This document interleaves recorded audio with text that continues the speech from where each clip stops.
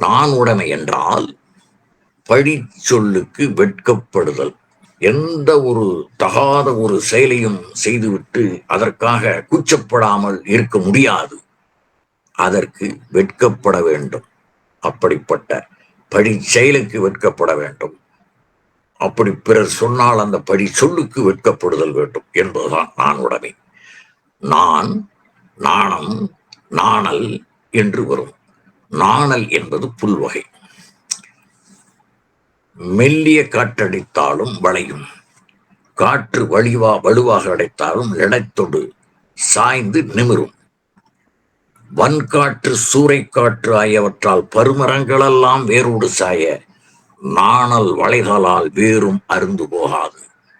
ஆகையினால் நாணம் என்பது ஒவ்வொருவருக்கும் இருக்க வேண்டிய இன்றியமையாத பண்பு. குடிமக்களுக்கு அமைய வேண்டிய உடன்பாட்டு பண்புகளில் நான் உடைமையும் ஒன்றாகும். உடைமை என்ற சொல்லுக்கு பெற்றிருத்தல் என்று ஒரு பொருள், செல்வம் என்று ஒரு பொருள். ஆதலின் நான் என்பது குடிமக்கள் பெற்றிருத்தற்குரிய பண்பு என்பது மட்டுமல்லாமல் நனி சிறந்த செல்வமாகவும் மதிக்கத்தக்கது. பிற செல்வங்கள் எல்லாம் செல்வங்கள் அன்று, அவையெல்லாம் புற உடைமைகள். இங்கே சொல்லப்பட்ட 10 உடைமைகள் தான் அக உடைமைகள். அவற்றிலும் இந்த 10ல் 10ஆவதாக உள்ளது எது புற உடைமை, எது அக உடைமை என்று அடுத்தடுத்து வைத்திருப்பதால் இது மேலும் சிறப்பு பெறுகிறது. இதுக்கு பரிமேலழகர் உரை எழுதுகிறார். நான் உடைமை என்பதற்கு தமக்கு ஒவ்வாத கர்மங்களில் நாணுதல் உடையராம் தன்மை. தமக்கு ஒவ்வாத கருமங்களில் நாணுதல் உடையராம் தன்மை என்று பரிமேலழகர் உரை செய்திருக்கிறார். திருவள்ளுவர் வரையறுத்து கூறியிருக்கிற பண்புகள் இருபாலருக்கும் பொதுவாக அமையக்கூடியவை. எனினும் பெண்களுக்கு அமைய வேண்டிய உயிர் குணங்களில் ஒன்றாக பேசப்படும் நான் பற்றி நாணுத்துற உரைத்தல் என்று 114வது அதிகாரத்தில் நாம் சரியாக சிந்திப்போம். அந்த இடத்தில் வருகிற நான் என்ன, இங்கே வருகிற நான் என்பதை நாம் இப்பொழுது பார்ப்போம். இந்த நாணுத்துற உரைத்தல் என்கிற பகுதியிலே அந்த அக சார்ந்த பகுதியை நாம் அந்த இடத்தில் பார்க்க வாய்ப்பு இருக்கிறதா என்று பார்ப்போம். தொல்காப்பியர் சொல்கிறார், அச்சமும் நானும் மடனும் முந்துறுதல் நிச்சமும் பெண்பால் கூறியவை என்பார் என்று பொருளதிகாரம் 99வது நூற்பாவிலே வரையறுத்திருக்கிறார். நாணம் என்றால் பழிக்கு நாணுதல். இங்கே சொல்லப்படுகிற நாணம் என்பது துறவு உரைத்தல்லே வருகிற செய்தி வேறு. இங்கே சொல்வது நாணம் பழிக்கு நாணுதல். நாணுடைமை என்னும் இவ்வதிகாரத்தில் ஒவ்வாத செயல்களுக்கு ஒருவன் நாணுதல் உயர்குடி மக்களின் பண்பாக பாராட்டப்படுகிறது. நாணின் இலக்கணம், நாணின் சிறப்பு, நாணுவாரின் சிறப்பு, நாணாதவரின் இழிவு முதலியன பேசப்பட உள்ளன இந்த அதிகாரத்திலே. இது ஒரு இன்ட்ரோடக்ஷன், முன்னுரை. நாணின் இலக்கணம், நாணின் சிறப்பு, நாணுவாரின் சிறப்பு, நாணாதவரின் இழிவு முதலியன பேசப்பட இருக்கின்றன. இழிவான செயல்களை காணும்போது உளம் கூசி ஒதுங்கும் தன்மை அகவுடைமையாக நாணினை ஆளும் நலத்தினை இவ்வதிகாரத்தில் திருவள்ளுவர் உணர்த்துகின்றார். இப்பொழுது நாம் 1வது குறளுக்கு செல்கிறோம். கருமத்தால் நாணுதல் நாணு திருநுதல் நல்லவர் நாணு பெற. கருமத்தால் நாணுதல் நாணு திருநுதல் நல்லவர் நாணு பெற. இந்த நாணு என்கிற 3வது சீரை முதலில் போடுகிறோம். நாணு கருமத்தால் நாணுதல், நாணு கருமத்தால் நாணுதல். பிற 7வது சீரை 3வது போடுகிறோம். பிற திருநுதல் நல்லவர் நாணு என்றால் குடிப்பிறந்தாரின் நாணம் என சிறப்பித்து சொல்லப்படுவது ஒவ்வாத செயல்கள் காரணமாக நாணுதல் ஆகும். ஒவ்வாத செயல் காரணமாக நாணுதல் ஆகும். பிற நாணங்கள் என்பன குலம், பெண்டிரின் மன ஒடுக்கம், சொல்லொடுக்கம், செயல் ஒடுக்கம் என்பவற்றால் வருவன. கருமம் செயல் இங்கு ஒவ்வாத செயல்களை குறித்தது. மக்கள் வழக்கில் நாணம் என்பது வெட்கம் என்று வழங்கப்படும். அனைவருக்கும் நாணுத்தன்மை வந்துவிட்டால் நாட்டில் குற்றம், குறை, ஒழுக்கக்கேடு என்பவை நடைபெறா என்பது விளக்கம். இதனுள் நுண்பொருளாக பழிதரும் தீச்செயல்களை செய்வதற்கு வெட்கப்பட்டு நாணுவதே நாணமாகும். பெண்களுடைய நாணம் வேறு. இங்கே நான் இயல்பாக பெண்மைக்கு விவரம் தெரிந்த நாள் முதலாக தொடங்கி வளர வளர வளர்ந்து வளமான அணிகலன்களாக திகழ்கிறது. குடிப்பிறந்தார் ஒவ்வாத செயல் கருதி நானும் நாணமும் மகளிர் நாணமும் வேறு வேறு. அச்சமும் நானும் மடனும் முந்துறுத்த நிச்சலும் பெண்பார்க்குரிய என்பது தொல்காப்பியம். இதை பின்னாலே வந்தவர்கள் எல்லாம் எப்படி வலியுறுத்துகிறார்கள் என்பதை பாருங்கள். கம்பனில் ஒரு பாடல், நாணம், மடம், அச்சம் முதலியவற்றை தம்முடைய அணிகலன்களாக கருதுவர் நற்பெண்டிர் ஆவர். கம்பன் புகழை விரும்பி நாணத்தின் தன்மை அறியாத மகளிர் தம் இனத்தைச் சேர்ந்தவர் ஆகார். அவர் பெண்ணிலே சேர்க்கப்பட மாட்டார் என்று சொல்லுகிறார். அவர்கள் ஆண் மக்களாக கருதப்படுவர். பெண்ணினத்தில் யாரோடும் சார்ந்தவர் அல்லர். ஏன் இவ்வளவு நீட்டி முழக்க வேண்டும்? அந்த பாடல் பாருங்க. ஏன் பால், ஏன் டன்னகரை விட்டு போடுறோம். ஏன் பால், ஓவா, நான், மடம், அச்சம் இவையே தம் பூன் பாலாக காண்பவர் நல்லார் புகழ் பேணி நான் பால் ஓரா நங்கையர் தம்பால் நடுகாரே ஆண்பாலாரே பெண்பால் ஆரோடு அடை அம்மா என்று கைகேயி சூழ்வினை படலத்திலே 1533 பாடலாக சொல்லுகிறார்.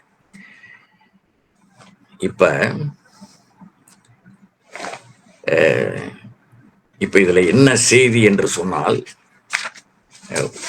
ஒரு இன்றியமையாத ஒரு செய்தி. இவ்வளவு தூரம் ஏன் இதை நீட்டி பெருக்க வேண்டும் என்றால், கருமத்தால் நானும் நானு வேண்டுமா வேண்டாமா? இது நாணம். அச்சம், நாணம், மடம், பயிர்ப்பு என்று சொல்லுகிறோம் அல்லவா? அதுல நாணம். கருமத்தால் நானும் நானு வேண்டுமா வேண்டாமா? நாணுதல். கொளுத்த கொண்டு கொண்டது விடாமை. இது உரையாசிரியருடைய வார்த்தை. இது அது மடம். வேண்டுமா வேண்டாமா? பெண்களுக்கு அஞ்சுவது அஞ்சாமை பேதமை, அஞ்சுவது அஞ்சல் அறிவார் தொழில். அச்சம் வேண்டுமா வேண்டாமா?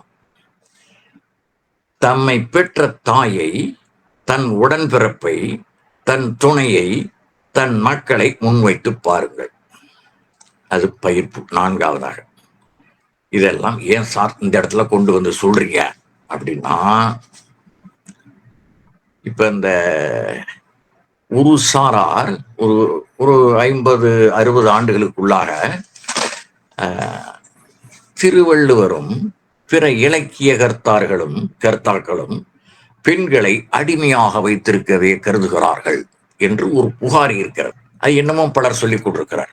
பாரதி கூட அச்சமும் நாணமும் நாய்களுக்கு வேண்டுமாம் என்று சொல்லுவார். அவன் சொல்லுகிற கருத்து வேறு. அதை இதனோடு சேர்க்க முடியாது. பெண் அடிமைத்தனத்தை தெரிந்தே பலர் பெண்களை அடிப்பதும், குடிக்காமல் இருப்பவர்களே அடித்தார்கள். அப்படிப்பட்ட குணாதிசய உடையவர்களை நான் பார்த்திருக்கிறேன் ஒரு 50-60 ஆண்டுகளுக்கு முன்னாலே. இப்பொழுது பெரும்பாலும் அடிக்கிறார்களா என்று எனக்கு தெரியவில்லை. கெட்ட வார்த்தைகளை, அதாவது இன்னாத சொற்கள் என்று திருவள்ளுவர் சொல்லுகிறார்கள், அது மாதிரி வார்த்தைகளை எல்லாம் பேசி அடிமைப்படுத்தி கொண்டிருந்தார். அந்த கட்டத்தை நினைத்துதான் 1919 பாரதி சொன்ன அச்சமும் நாணமும் நாய்களுக்கு வேண்டுமாம் என்று. அது பெண்களுக்கு வேண்டாம். அவர்கள் அடித்தால் திருப்பி அடிக்க வேண்டும் என்று கருதியிருப்பானா என்னவோ தெரியவில்லை. அந்த இடத்தில் சொல்லப்பட்டதை எல்லா இடங்களிலும் கொண்டு வரக்கூடாது. இந்த 4ம் ஒரு பெண்ணுக்கு இருப்பது அழகு என்பதுதான் கருத்து. அதை நாணுத்துறவு உரைத்தலிலே சிறப்பாக நாம் பார்க்க போகிறோம். இங்கே உள்ள நான் என்பது ஆணாக இருந்தாலும் சரி, பெண்ணாக இருந்தாலும் சரி, பழிக்குரிய குற்றத்தை செய்து விடுவாரை ஆனால் அல்லது செய்ய முனைந்தால் பிறர் அந்த பழி சொல்லை சொல்லுகிற போது கூச வேண்டும்.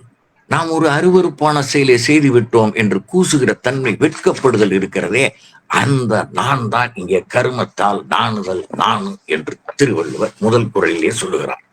கருமத்தால் நாணுதல் நானு, திருநுதல் நல்லவர் நானு பெற. இங்க திருநுதல் என்று சொல்லப்படுவது பெண்களை. அவர்கள் படுகிற நாணம் வேறு என்பதற்காகத்தான் இந்த அச்சம், நாணம், மடம், பயிர்ப்பு என்று சொல்லப்படுகிறது. இந்த மடம் என்கிற சொல்லுக்கு வெள்ளந்தியாக இருக்கிறாள், இவள் எதை சொன்னாலும் நம்பி விடுகிறாளே என்று மக்கள் தங்களுடைய வழக்கிலே சொல்லுகிறார்கள் அல்லவா, வெள்ளந்தியாக இருக்கிறாள் என்று. அதன் மடம். அச்சம் இயல்பாக பெண்களுக்கு ஒரு ஒரு விதமான உள்ளுணர்வு. அச்சம் என்றால் பயந்து ஓடுவதில்லை, ஒரு விதமான மனோநிலை, அது முகத்தில் தெரியும். அடுத்து நாணம், அது மாதிரிதான். அந்த நாணம் வேறு. இங்கே நாம் நாணு திருநுதல் என்று சொல்லுகின்ற நாணம் அது ஒன்று, கருமத்தால் நாணுதல் நாணு என்பது வேறு. அந்த இரண்டுக்கான வேறுபாடுகளை தெரிந்து கொள்ள வேண்டும் என்பதற்காக.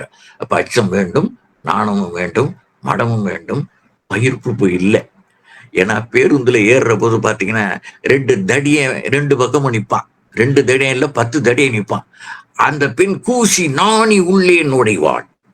அந்த பயிர்ப்பு என்பதற்கு இலங்கை வானொலியின் முன்னிலும் நான் இதை குறிப்பிட்டாலும் குறிப்பிட்டிருக்க கூடும், பல இடங்களில் இதை நான் குறிப்பிட்டுக் கொண்டிருக்கிறேன். தன்னுடைய இந்த சேலை ஆடை லேசாக அடுத்த ஆடவன் மீது பட்டுவிட்டால் அவளுடைய மனதிலே ஏற்படுகிற ஒரு விதமான குழப்பம் இருக்கிறது. கூசி நடுங்கிக் கொண்டு உள்ளே செல்வான். அதுக்குத்தான் பயிர்ப்பு என்று இலங்கை வானொலி கூறியது 70-60 ஆண்டுகளுக்கு முன்னாலே தமிழ் சேவை பகுதியில. இன்னொரு எடுத்துக்காட்டு இருக்குது. ராவணன் என்ன பண்றான், சாணகி நகுவாள் என்றே நாணத்தால் சாம்புகின்றான்.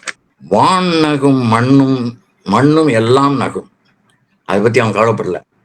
வான் நகும்னா என்ன, ஆகு பேரா வந்திருக்கு. வானத்தில் உள்ள வானவர்கள் இதெல்லாம் ஜெயிச்சான்ல போய் ராவணன், அதனால வான் நகும் மண்ணும் எல்லாம் நகும். இவன் கட்டி ஆண்டான் அல்லவா, அந்த நாட்டில் உள்ள மக்கள் எல்லாம் நெடுவயிற தோளான் நகும். நான் நகு பகைஞரெல்லாம் நகுவர். இவனுக்கு பகைவிட வெல்ல முடியல அப்படின்னு இருந்த பகை அவங்கெல்லாம் நகுவார்கள் என்று. இதுக்கெல்லாம் நாணப்படலையா? இதற்கெல்லாம் ராவணன் நாணப்படவில்லை.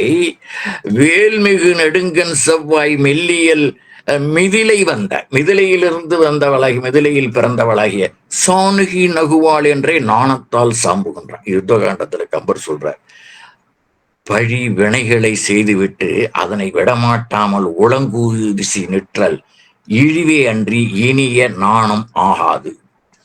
கூசி நிற்கிறான். இழி செயல்களை யாண்டும் நெருங்காது விலகுதல் உத்தமம். இழி செயல்களை யாண்டும் நெருங்காது விலகுதல் உத்தமம். தெரியாது நெருங்கி பின் தெரிந்து நீங்குதல் மத்திமம். என்றும் அஞ்சாது செய்தல் அதமம். இந்த அதமத்தை தான் இந்த ராவணன் செய்தான் என்பதற்காக இந்த விளக்கம். 2வது குறள். ஊனுடைய எச்சம் உயிர்க்கெல்லாம் வேறல்ல, நான் உடைமை மாந்தர் சிறப்பு.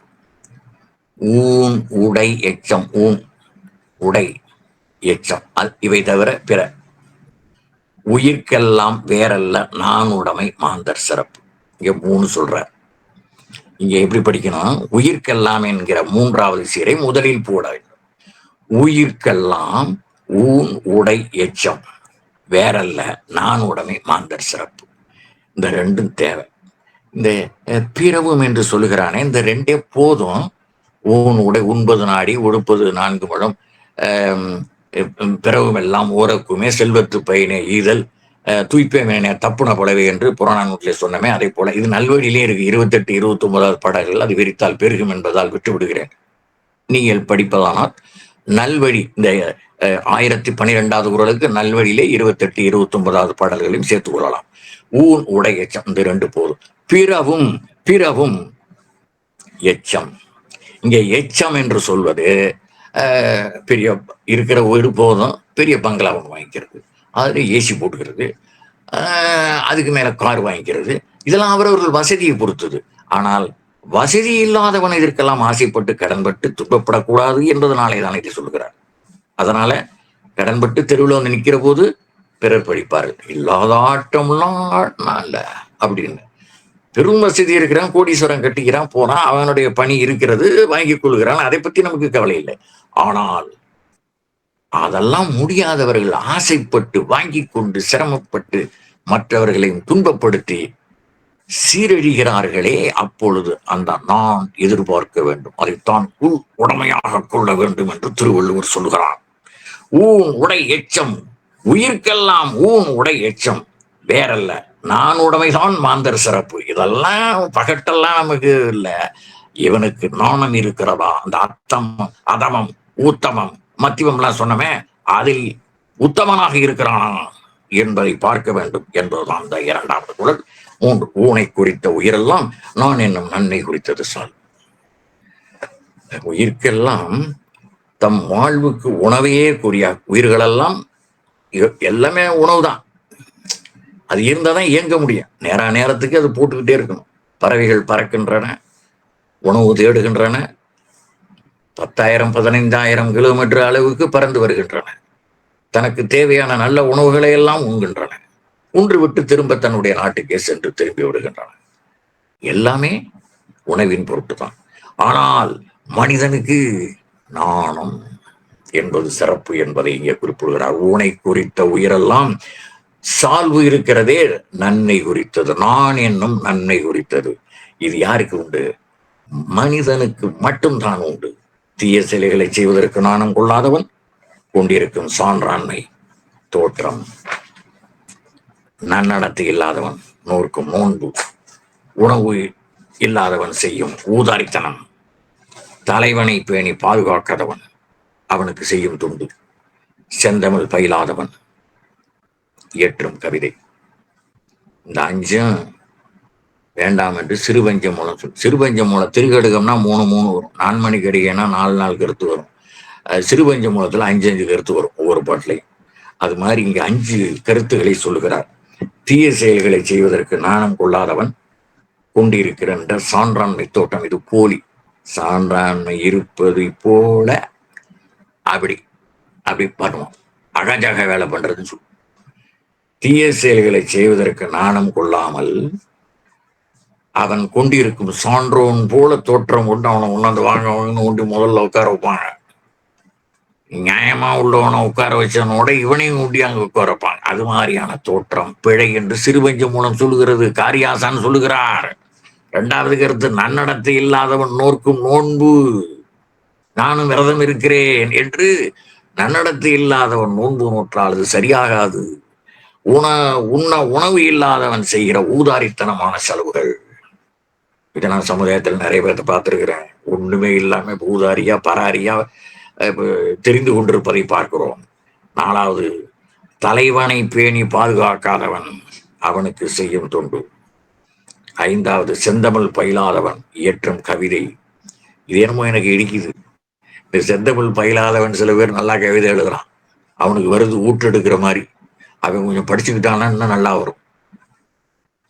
நாணிலான் சால்வும் நடையிலான் நன்னோன்பும் ஊனிலான் செய்யும் உதாரமும் ஏனிலான் சேவகமும் செந்தமிழ் தேற்றான் கவிசெயலும் நாவகமே நாடின் நகை. நாடின் நகை சிறுபஞ்ச மூலம் 9வது பாடல். 11வது பாடல்.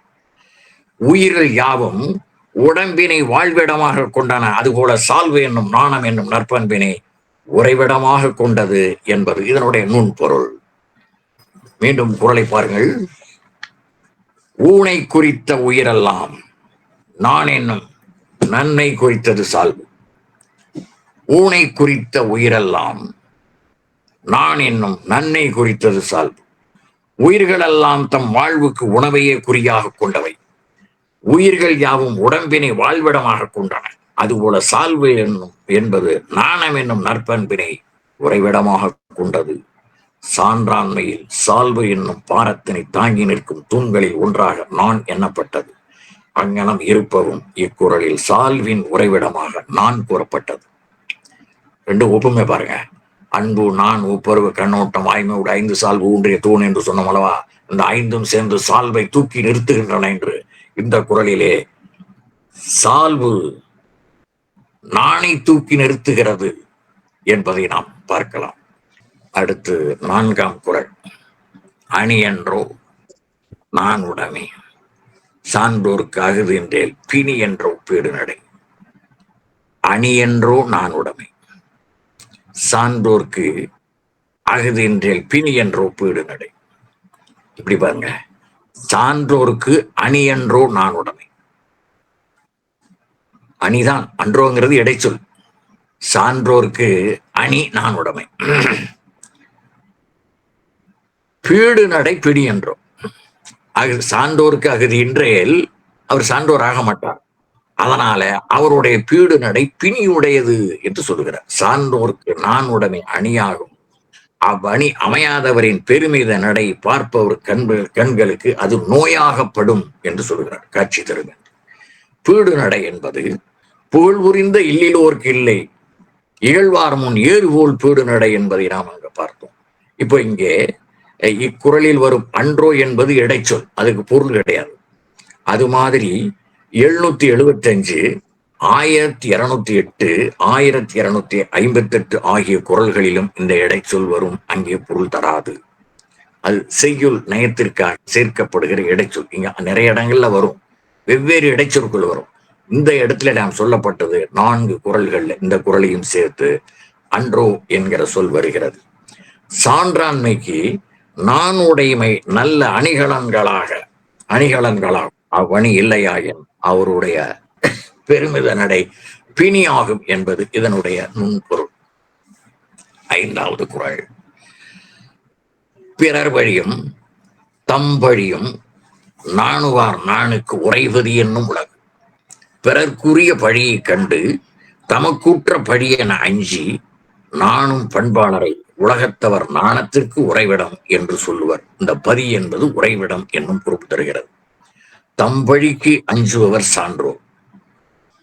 பிறருக்கு ஏதாவது பழி வருமெனில் தமக்கு வந்தது போல் எண்ணி மனம் நொந்து நான் ஒருவர். நம் அண்டை வீட்டாராக இருக்கலாம், நம் தெருவை சார்ந்தவராக இருக்கலாம், நம் சுற்றத்தார், நம் உடன்பிறப்பு அல்லது நம் உறவினர், அவர்களுக்கு வந்தால் கூட அந்த பிழியும் தமக்கு வந்ததாக எண்ணி மனம் நெகிழ்வர் என்பதைத்தான் பிறர் வழியும் தம் வழியும் நாணுவார் நாணுக்கு உறைவதி என்னும் உலகு என்கிற குறள் மூலமாக உணர்த்துகிறார். ராமன் அவன் மறைந்திருந்து அம்பு விட்டான். அதனை சட்டென பற்றி கொண்டு உண்மையை உற்றறிந்து அந்தோ பழிபடாத ராமனும் இப்பழி செயலை செய்தானே என்று வாலி கருதுகிறான். எப்படிப்பட்ட தீமையை செய்து விட்டான், என்னை மறைந்திருந்து கொன்றதால் அவனுக்கு இந்த பழி வந்து விட்டதே என்று அவனுக்கு பழியர் தன்னை கொன்று விட்டான். தன் மீது அம்பு உள்ளே போய்விட்டது, இன்னும் சற்று நேரத்திலே இறக்கப் போகிறான். அந்த நிலையிலும் சொல்லுகிறான், ஆஹா, அவன் முன்னாலே வந்தால் சண்டைக்கு என்று யாரேனும் வந்து விடுவார்களே, ஆனால் அவனுடைய வலிமையில் பாதி வாலிக்கு வந்துவிடும் என்பது கருத்து. அந்த கருத்தின் அடிப்படையிலே ராமனுக்கு அப்படி நிகழுமா நிகழாதா என்பது, ஏனென்றால் அவரை பரம்பொருள் என்று சொல்லுகிறார், கம்பரே சொல்லுகிறார். அப்படிப்பட்டு அந்த விவாதம் அன்று.